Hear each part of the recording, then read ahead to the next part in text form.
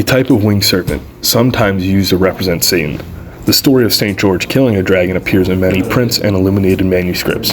That is a quote from the Medieval Monster Manual, where it brings up Satan from the Bible and the story of St. George. So let's quickly break down those two real quick. Dragons appear in the Bible about 34 times, often used to symbolically represent the devil or an evil. This happens in Revelations or in various parables, Revelation itself being one big dream, so there's a lot of interpretation there. Dragon also appears in the Bible as a placeholder name for a creature or a group of creatures. This is probably due to Greek, Aramaic, Hebrew original text being transcribed to English later. Now let's move on to the story of St. George, where it's about a dragon who was terrorizing the countryside, and it was fed cattle to appease it so it wouldn't, trash the place. And then when the cattle ran out, the dragon then asked for maidens to be fed to it. And after they ran out of maidens, because I guess the rest of it didn't matter, we're about to get to the king's daughter, and that's where the king goes, hey, if someone could kill this dragon, I'll let you marry my daughter. So St. George, steps up, fights the dragon, kills it, and marries the king's daughter. Off this introduction, we can kind of start to make assumptions about dragons. They're symbolic of things, they tend to have some form of higher thought, and they tend to be powerful. So why dragons? When you kind of read through the, mythology, whatever, medieval mythology handbook, you get options between mermen, panetti, whatever that is, and the elephant. So this just seemed like the more interesting of the topic. There's also a bit of nostalgia because when I was a kid in my elementary school library, I read the Dragonology textbook, which was a banger of a book, if any of you had the pleasure of reading it. And, like many kids, I was oblivious to the recession, but I was definitely caring about what different dragons there were. The Encyclopedia Britannica, because I can't use Wikipedia, says dragons are large lizard-like serpents. They're both capable of good and evil, and they have no actual zoological meaning, which is a fat nothing sandwich. The actual remarkable features of dragons depend on where they originate from. For instance, in Europe, they are barbed tails, they are winged, and they can breathe fire. Greco-Roman representations are called drakens, and they're large serpents, and they're always snake-like. That's where you get your Tiamat and your Hydra, these large multi-headed beasts. The same goes for Middle Eastern representations, where they're also serpent-like, but they're always a representation or like the principle of evil. And the same kind of goes for Christianity once again, where you can say it's a form or representation of paganism or other evils.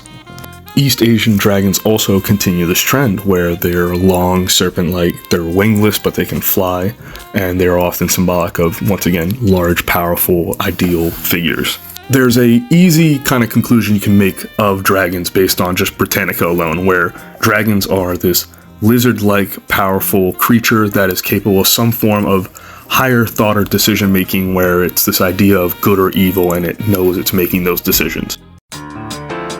Mythical Monsters by Charles Gould Smith, I don't care, is an 1800s account of historical dragons and their potential origin. It tries to explain it in a quote-unquote modern perspective, but keep in mind this was a 1800 text and you could kind of see some naive takes. For instance, later in the text around page 200, they mention fossils as some type of remains of a dragon, and this could be before the word dinosaur was invented, or they could have thought it genuinely was some type of dragon, but it still was mentioned in a book that kind of focuses on that. With that being said, it does bring up great insight.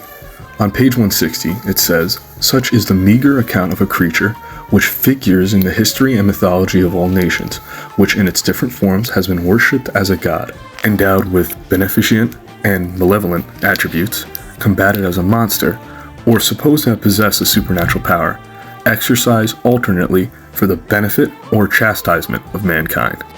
Dragons historically have somehow been within the social zeitgeist, appearing within stories, mythos, legends, and traditions, which further leads them to have statues, flags.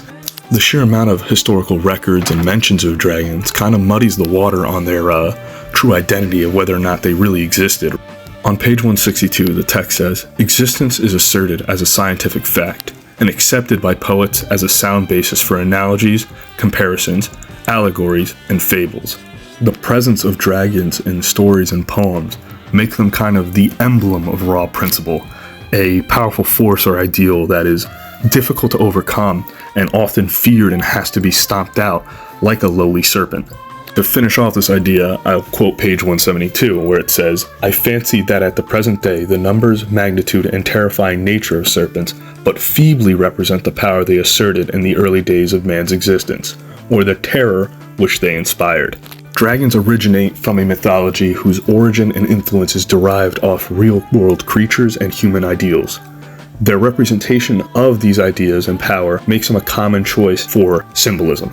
But as page 172 says, as we modernize, the weight behind the influence and terror that they inspired is only weakening. In my research for this video, I found a website called Dragon University, which is the most cornball website I've seen in a minute. But in it, they have a section talking about the modernization of the dragon. The normalization of the modern dragon fantasy is kind of accounted to J.R.R. Tolkien and C.S. Lewis, who utilize them as main antagonists in their stories. Despite this, even in modern fantasy fiction, dragons still serve as symbols representing themes of power, wisdom, and magic. The main difference in the modernization of the dragon is its humanization. To quote the website, "The depiction of dragons in movies and TV series has had a significant impact on their popularity in fantasy fiction. Often they're depicted as complex beings capable of human-like emotion and intellect, as seen in movies like How to Train Your Dragon."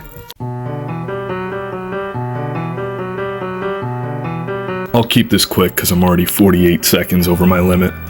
A dragon's definition is loose, allowing many creatures to kind of sit under its label.